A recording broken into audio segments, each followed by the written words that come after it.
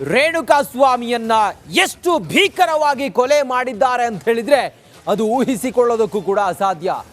ಆ ರೇಣುಕಾ ಸ್ವಾಮಿಯನ್ನ ಕೊಲೆ ಮಾಡಿದ ಈ ಪಾತಕಿಗಳ ಕೃತ್ಯದ ಕರಾಳತೆ ಈಗ ಚಾರ್ಜ್ ಶೀಟ್ ನಲ್ಲಿ ಉಲ್ಲೇಖ ಆಗಿದೆ.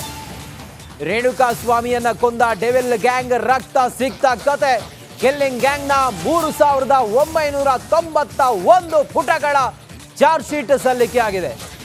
ಚಾರ್ಜ್ ಶೀಟ್ ನಲ್ಲಿ A1 ಪವಿತ್ರ ಗೌಡ, A2 ದರ್ಶನ್, ರೇಣುಕಾ ಸ್ವಾಮಿ ಮರ್ಡರ್ ಕೇಸ್ನಲ್ಲಿ ಒಟ್ಟು 231 ಸಾಕ್ಷಿಯನ್ನ ಕಲೆ ಹಾಕಿದ್ದಾರೆ. CRPC 161 ಅಡಿ 70 ಸಾಕ್ಷಿಗಳ ಹೇಳಿಕೆಯನ್ನು ಕೂಡ ದಾಖಲು ಮಾಡಿಕೊಂಡಿದ್ದಾರೆ. 231 ಸಾಕ್ಷಿಗಳ ಬಗ್ಗೆ ಚಾರ್ಜ್ ಶೀಟ್ನಲ್ಲಿ ಉಲ್ಲೇಖ ಮಾಡಲಾಗಿದೆ. ಈ ಪಾತಕಿಗಳ ಗ್ಯಾಂಗ್ ರೇಣುಕಾ ಸ್ವಾಮಿಯನ್ನ ಕೊಲೆ ಮಾಡಿದ್ದಾರೆ. ಕೊಲೆ ಮಾಡಿರೋದಕ್ಕೆ ವಿಟ್ನೆಸ್, ಕೊಲೆ ಮಾಡಿರೋದಕ್ಕೆ ಸುಮಾರು 231 ಸಾಕ್ಷಿಗಳು ಸಿಕ್ಕಿದ್ದಾವೆ. ಈ ಸಾಕ್ಷಿಗಳು ಚಾರ್ಜ್ ಶೀಟ್ನಲ್ಲಿ ಸಲ್ಲಿಕೆ ಆಗಿರುವಂತ ಈ ಸಾಕ್ಷಿಗಳು ಸಾರಿ ಹೇಳ್ತಾ ಇದೆ ರೇಣುಕಾ ಸ್ವಾಮಿಯನ್ನ ಈ ಕೊಲೆ ಪಾತಕಿಗಳು ಬರ್ಬರವಾಗಿ ಕೊಲೆ ಮಾಡಿದ್ರು ಅನ್ನೋದನ್ನ ಮತ್ತೆ ಹೇಳುವಂಗಿದೆ. ಚಾರ್ಜ್ ಶೀಟ್ನಲ್ಲಿ ದರ್ಶನ್ ಪಾತ್ರವೇ ಪ್ರಮುಖ, ದರ್ಶನ್ನೇ ಇದರಲ್ಲಿ ಪ್ರಮುಖ ಆರೋಪಿ ಅನ್ನೋದು ಚಾರ್ಜ್ ಶೀಟ್ನಲ್ಲಿ ಉಲ್ಲೇಖ ಆಗಿದೆ. ರೇಣುಕಾ ಸ್ವಾಮಿಯನ್ನ ಕಿಡ್ನಾಪ್ ಮಾಡಿಸಿದ್ದಾನೆ. 1, 2 ಶೆಡ್ನಲ್ಲಿ ರೇಣುಕಾ ಸ್ವಾಮಿ ಮೇಲೆ ಮನ ಬಂದಂತೆ ಮಾರಣಾಂತಿಕವಾಗಿ ಹಲ್ಲೆಯನ್ನ ಮಾಡಿದ್ದಾರೆ ದರ್ಶನ್. 3, ರೇಣುಕಾ ಸ್ವಾಮಿ ಶವ ಸಾಗಿಸೋಕೆ ದರ್ಶನ್ನೇ ಸೂಚನೆ ಕೊಟ್ಟಿದ್ದು. 4, ಹಣ ಕೊಟ್ಟು ಕೇಸನ್ನ ಮುಚ್ಚಿ ಹಾಕಿ ಪರಾರಿಯಾಗೋದಕ್ಕೆ ಪ್ರಯತ್ನ ಪಟ್ಟಿದ್ದು ಕೂಡ ಇದೇ ದರ್ಶನ್. ಕೊಲೆಗೆ ಸಂಚು ರೂಪಿಸಿದ್ದು, ಕಿಡ್ನಾಪ್ ಮಾಡಿದ್ದು, ಸಾಕ್ಷ್ಯ ನಾಶ ಮಾಡಿದ್ದು, ಇದೆಲ್ಲದರಲ್ಲೂ ಕಿಂಗ್ ಪಿನ್ ದರ್ಶನ್ನೇ ಇದೆಲ್ಲವನ್ನ ಮಾಡಿಸಿದ್ದಾನೆ ಅನ್ನೋದು ಚಾರ್ಜ್ ಶೀಟ್ನಲ್ಲಿ ಈಗ ಪೊಲೀಸರು ಸಲ್ಲಿಸಿರುವಂತಹ ತಮ್ಮ ತನಿಖಾ ವರದಿ, ದೋಷಾರೋಪ ವರದಿ, ಅದರಲ್ಲಿ ದರ್ಶನ್ನೇ ಪ್ರಮುಖ ಆರೋಪಿ ಅನ್ನೋದು ಈಗ ಬಹಿರಂಗ ಆಗಿದೆ. ಈ 17 ಜನರ ಪೈಕಿ ದರ್ಶನ್ನೇ ಪ್ರಮುಖ ಆರೋಪಿ ಅನ್ನೋದು 231 ಸಾಕ್ಷಿಯನ್ನ ಅಧಿಕಾರಿಗಳೇನು ಕಲೆ ಹಾಕಿದ್ದಾರೆ. ಆ ಸಾಕ್ಷಿಗಳನ್ನ ನೋಡ್ತಾ ಇದ್ರೆ ಗೊತ್ತಾಗುತ್ತೆ ದರ್ಶನ್ನೇ ಇದರಲ್ಲಿ ಪ್ರಮುಖ ಆರೋಪಿ ಅನ್ನೋದು. ಎಷ್ಟು ಭೀಕರವಾಗಿ ಕೊಲೆ ಮಾಡಿದ್ದಾರೆ ಅಂತ ಹೇಳಿದ್ರೆ ಕೇವಲ ಮೆಸೇಜ್ ಮಾಡಿದ್ರು ಇನ್ಸ್ಟಾಗ್ರಾಮ್ನಲ್ಲಿ ಅನ್ನೋ ಕಾರಣಕ್ಕೋಸ್ಕರ ಪವಿತ್ರ ಗೌಡಗೆ ಚಿತ್ರದುರ್ಗದಿಂದ ರೇಣುಕಾ ಸ್ವಾಮಿಯನ್ನ ಕರೆದುಕೊಂಡು ಬಂದು ಆತನಿಗೆ ಚಿತ್ರಹಿಂಸೆ ಕೊಟ್ಟು ಆತನನ್ನ ಬರ್ಬರವಾಗಿ ಕೊಲೆ ಮಾಡಿ ಆತನ ದೇಹವನ್ನ ಎಸೆದು ಸಾಕ್ಷಿ ನಾಶ ಮಾಡೋ ಪ್ರಯತ್ನ ಮಾಡಿ ಬೇರ್ಯಾರನ್ನೋ ಸರೆಂಡರ್ ಆಗೋ ರೀತಿಯಲ್ಲಿ ಮಾಡಿ ತಪ್ಪಿಸಿಕೊಳ್ಳೋ ಪ್ರಯತ್ನ ಮಾಡಿದ್ದು ಇದೇ ದರ್ಶನ್ ಅನ್ನೋದು ಈಗ ಸಾಕ್ಷಿಗಳು ಹೇಳ್ತಾ ಇದ್ದಾವೆ. ಇದು ಡೆವಿಲ್ ಗ್ಯಾಂಗ್ನ ರಕ್ತ ಸಿಕ್ತ ಕಥೆ. ಇದು 14 ಆರೋಪಿಗಳ ಬಟ್ಟೆಯ ಮೇಲೂ ಕೂಡ ರೇಣುಕಾ ಸ್ವಾಮಿಯ ರಕ್ತದ ಕಲೆಗಳಿದ್ದಾವೆ. ದರ್ಶನ್ ಪವಿತ್ರ ಗೌಡ ಧರಿಸಿದ್ದ ಬಟ್ಟೆಯಲ್ಲೂ ಕೂಡ ರಕ್ತ ಇದೆ, ಅದು ರೇಣುಕಾ ಸ್ವಾಮಿಯ ರಕ್ತ. ಬರೀ ಬಟ್ಟೆಯಲ್ಲ, ಚಪ್ಪಲಿ, ಶೂಗಳ ಮೇಲೂ ಕೂಡ ನೆತ್ತರು ಚಿಮ್ಮಿದೆ. ಇವರು ಬರ್ಬರವಾಗಿ ಕೊಲೆ ಮಾಡಿದಾಗ ಆತನ ದೇಹದಿಂದ ಚಿಮ್ಮಿದ ರಕ್ತ, ಬಟ್ಟೆ, ಆತನ ಚಪ್ಪಲಿ ಸೇರಿದಂತೆ ಅವರು ಬಳಸಿದಂಥ ಜರ್ಕಿನ್ ಮಗದೊಂದು ಎಲ್ಲದರಲ್ಲೂ ಕೂಡ ರಕ್ತದ ಕಲೆಗಳು, ರೇಣುಕಾ ಸ್ವಾಮಿಯ ರಕ್ತದ ಕಲೆಗಳು ಚಿಮ್ಮಿದೆ. 7 ಮಂದಿಯ ಚಪ್ಪಲಿ, ಶೂಗಳ ಮೇಲೂ ಕೂಡ ರೇಣುಕಾ ಸ್ವಾಮಿಯ ರಕ್ತ. ಚಾರ್ಜ್ ಶೀಟ್ನಲ್ಲಿ ಬಯಲಾಯಿತು ರಕ್ತ ರಹಸ್ಯ.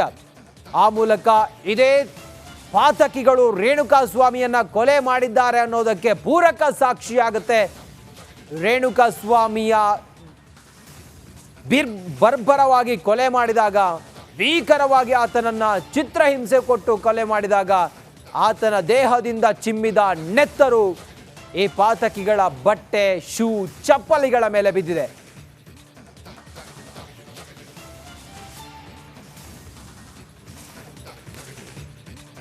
ಇನ್ನಷ್ಟು ಮಾಹಿತಿಯೊಂದಿಗೆ ಪಟ್ಟಣಗೆರೆ ಶೆಡ್, ಇದೇ ಶೆಡ್ನಲ್ಲಿ ರೇಣುಕಾ ಸ್ವಾಮಿಯನ್ನ ಬರ್ಬರವಾಗಿ ಈ 17 ಜನ ಪಾತಕಿಗಳು ಕೊಲೆ ಮಾಡಿದ್ರು.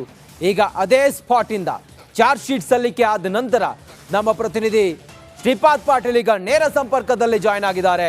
ಶ್ರೀಪಾದ್ ಪಾಟೀಲ್, ಪಟ್ಟಣಗೆರೆಯ ಆ ಶೆಡ್ ಬಹಳ ಪ್ರಮುಖವಾದಂತಹ ಸಾಕ್ಷಿ. ಅಲ್ಲಿ ಸಿಕ್ಕಂಥ ಕೆಲ ವಸ್ತುಗಳು, CCTV ಫುಟೇಜು ಮತ್ತು ಕೊಲೆಗೆ ಬಳಸಿದಂಥ ವಸ್ತುಗಳಿದೆಲ್ಲವೂ ಕೂಡ. ಸರಿ, ಈಗ ಚಾರ್ಜ್ ಶೀಟ್ ಸಲ್ಲಿಕೆ ಆದ ನಂತರ ಏನು ವಿವರ ಇದೆ ತಾವಿದ್ದ ಜಾಗದಿಂದ?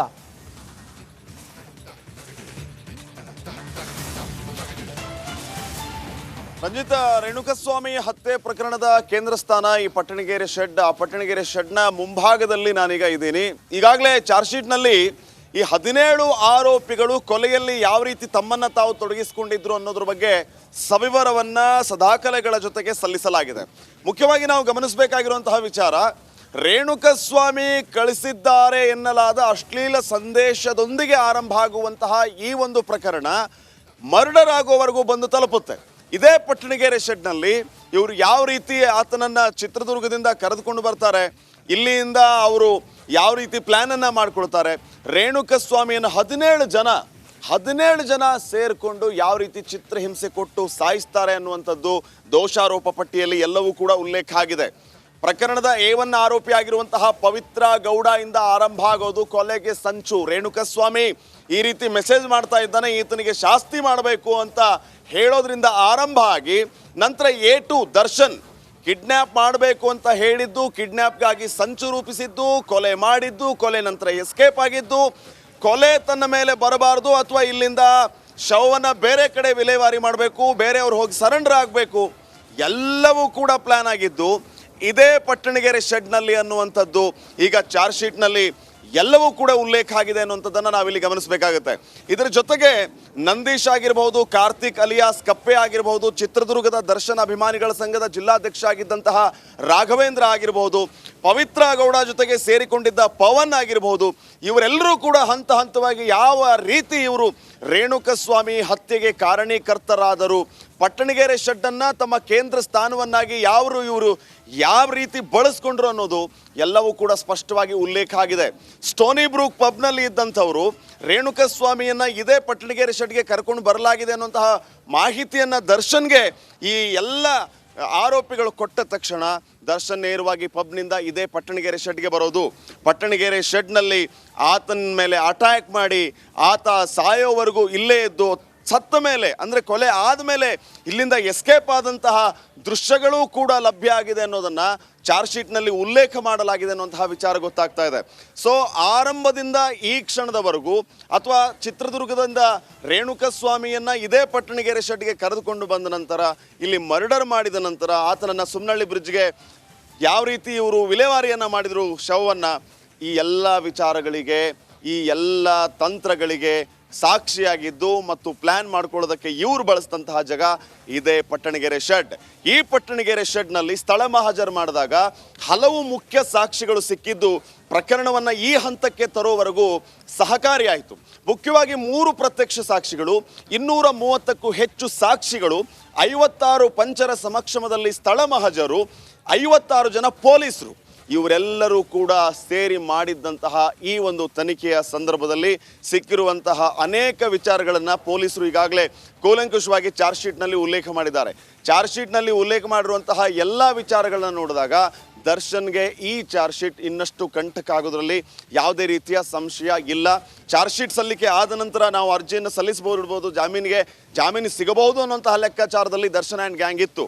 ಆದರೆ ಚಾರ್ಜ್ ಶೀಟ್ನಲ್ಲಿ ಉಲ್ಲೇಖ ಆಗಿರುವಂಥ ಎಲ್ಲ ಅಂಶಗಳನ್ನು ನಾವು ಕೀನಾಗಿ ಅಬ್ಸರ್ವ್ ಮಾಡಿದಾಗ ಬಹುಶಃ ಇವರಿಗೆ ಜಾಮೀನು ಅನ್ನುವಂಥದ್ದು ಕನಸಿನ Patil just hold Shripad Patil, FSL ವರದಿಯಲ್ಲಿ ಏನೇನಿದೆ ಗೊತ್ತಾ? ಪೊಲೀಸರು ಸಲ್ಲಿಸಿರುವಂಥ FSL, ಪೊಲೀಸರಿಗೆ ಸಿಕ್ಕಿರುವಂಥ FSL ರಿಪೋರ್ಟ್, ಹೈದರಾಬಾದ್ನ ಲ್ಯಾಬ್ನಿಂದ ಬಂದಿರುವಂಥ FSL ರಿಪೋರ್ಟ್, ಅದರಲ್ಲಿ ಏನೇನಿದೆ ಗೊತ್ತಾ? 6 ಆರೋಪಿಗಳ ಬಟ್ಟೆಗಳ ಮೇಲೆ ರೇಣುಕಾ ರಕ್ತದ ಕಲೆ ಇದೆ. ದರ್ಶನ್ ಬಟ್ಟೆ ಮೇಲೆ ರೇಣುಕಾ ಸ್ವಾಮಿಯ ರಕ್ತದ ಕಲೆ ಇದೆ. ರಿಪೀಸ್ ದೊಣ್ಣೆ ಬೆಲ್ಟ್ನಲ್ಲೂ ಕೂಡ ರಕ್ತದ ಕಲೆ ಪತ್ತೆ ಆಗಿದೆ. ಯಾರ ರಕ್ತದ ಕಲೆ? ರೇಣುಕಾ ಸ್ವಾಮಿಯ ರಕ್ತದ ಕಲೆ. ದರ್ಶನ್ ಮನೆಯಲ್ಲಿ ಇದ್ದ ಲಾಠಿ ಮೇಲೂ ಕೂಡ ರಕ್ತದ ಕಲೆ. ಶವ ಸಾಗಿಸಿದ್ದ ಆ ವಾಹನ ಸ್ಕಾರ್ಪಿಯೋ ವಾಹನ ಕಾರು, ಆ ಕಾರಿನಲ್ಲೂ ಕೂಡ ರಕ್ತದ ಕಲೆ. ಇದು ಸಾರಿ ಹೇಳ್ತಾ ಇದೆ ಈ 17 ಆರೋಪಿಗಳು, ಈ ಪಾತಕಿಗಳು ರೇಣುಕಾ ಸ್ವಾಮಿಯನ್ನ ಕೊಲೆ ಮಾಡಿದ್ರು ಅನ್ನೋದು. ಇವೆಲ್ಲವೂ ಕೂಡ ಪೂರಕವಾದ ಸಾಕ್ಷಿಯಾಗಿದೆ.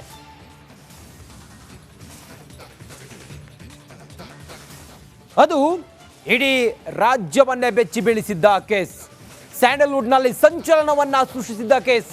ಕೊನೆಗೂ ಕೂಡ ರೇಣುಕಾಸ್ವಾಮಿ ಹತ್ಯೆ ಕೇಸ್ ಚಾರ್ಜ್ ಶೀಟ್ ಸಲ್ಲಿಕೆ ಆಗಿದೆ. ಕೆಲ ಸ್ಫೋಟಕ ಸತ್ಯಗಳು ಈಗ ಹೊರಬಿದ್ದಿದೆ. ಅದೇನೇನು ಅನ್ನೋದನ್ನ ನೋಡೋಣ ಈ ಸ್ಟೋರಿಯಲ್ಲಿ.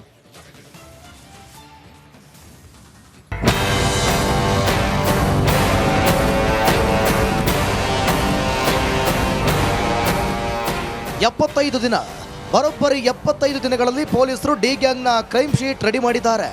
ರೇಣುಕಾಸ್ವಾಮಿ ನೆತ್ತರು ಹರಿದ 75 ದಿನಗಳಲ್ಲಿ ಪೊಲೀಸರು ಚಾರ್ಜ್ ಶೀಟ್ ತಯಾರಿಸಿದ್ದಾರೆ. 24ನೇ ACMM ಕೋರ್ಟ್ಗೆ ತನಿಖಾಧಿಕಾರಿಗಳು ರೇಣುಕಾಸ್ವಾಮಿ ಕೊಲೆ ಕೇಸ್ನ ಚಾರ್ಜ್ ಶೀಟ್ ಸಲ್ಲಿಸಿದ್ದಾರೆ.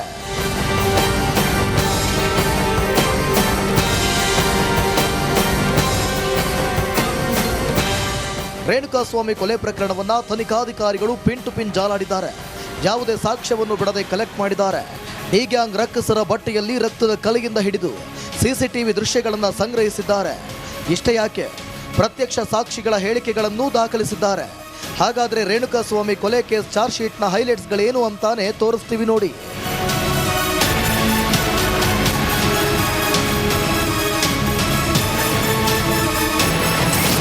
ಈ ಚಾರ್ಜ್ ಶೀಟ್ ಹೈಲೈಟ್.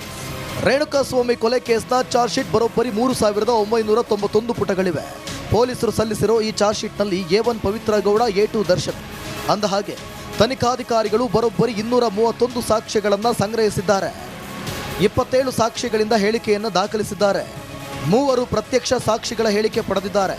17 ಜನರಿಂದ 164 ಹೇಳಿಕೆ, 70 ಜನರಿಂದ 161 ಹೇಳಿಕೆ ಪಡೆದುಕೊಂಡಿದ್ದಾರೆ. ಬೆಚ್ಚ ಬೀಳಿಸುವ ವಿಷಯ ಅಂದರೆ ದರ್ಶನ್, ಪವಿತ್ರ ಸೇರಿ 14 ಆರೋಪಿಗಳ ಬಟ್ಟೆ ಮೇಲೆ ರೇಣುಕಾಸ್ವಾಮಿ ರಕ್ತದ ಕಲೆ ಪತ್ತೆಯಾಗಿದೆ. 7 ಆರೋಪಿಗಳ ಶೂ ಹಾಗೂ ಚಪ್ಪಲಿ ಮೇಲೂ ರಕ್ತದ ಕಲೆ ಸಿಕ್ಕಿದೆ. ಇದಿಷ್ಟೇ ಅಲ್ಲ, ಚಾರ್ಜ್ ಶೀಟ್ನಲ್ಲಿ ರೇಣುಕಾಸ್ವಾಮಿ ದರ್ಶನ್ ಅಭಿಮಾನಿ ಅನ್ನೋದು ದೃಢವಾಗಿದೆ. ಖುದ್ದು ರೇಣುಕಾಸ್ವಾಮಿ ಮನೆಯಲ್ಲಿ ಪೊಲೀಸರು ದರ್ಶನ್ ಫೋಟೋಗಳನ್ನು ಕಲೆಕ್ಟ್ ಮಾಡಿದ್ದಾರೆ. ನೋಡಿದ್ರಲ್ವಾ, ರೇಣುಕಾಸ್ವಾಮಿ ಕೊಲೆ ಕೇಸ್ನಲ್ಲಿ ತನಿಖಾಧಿಕಾರಿಗಳು ಡಿ ಗ್ಯಾಂಗ್ ಜನ್ಮವನ್ನ ಜಾಲಾಡಿದ್ದಾರೆ. ಯಾವುದೇ ಸಾಕ್ಷ್ಯವನ್ನು ಬಿಡದೆ ಕಲೆಕ್ಟ್ ಮಾಡಿದ್ದಾರೆ. ಇದನ್ನೆಲ್ಲ ನೋಡ್ತಿದ್ರೆ ಡಿ ಗ್ಯಾಂಗ್ ತಪ್ಪಿಸಿಕೊಳ್ಳೋಕೆ ಚಾನ್ಸ್ ಇಲ್ಲ.